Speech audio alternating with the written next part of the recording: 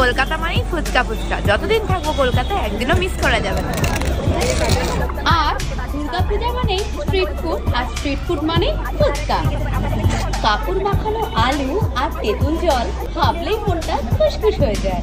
শুধু কি আর ভাবলেই চলবে, এবার খাওয়ার পালা। 1 প্লেট নয়, 2 প্লেট নয়, 3-3টে প্লেট। ওরে বাবা,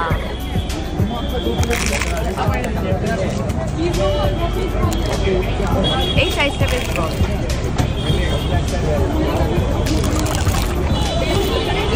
সাইজটা দেখে মন খুশ হয়ে গেল।